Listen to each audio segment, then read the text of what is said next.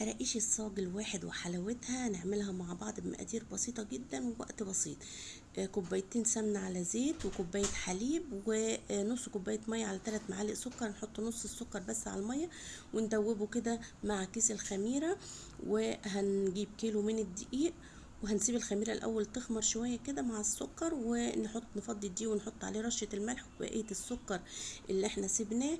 ونبدأ نحط السمنة على الزيت، ونبدأ نبس العجينة لحد ما تبقى مبرولة كده وحلوة زي الرملة قدامنا.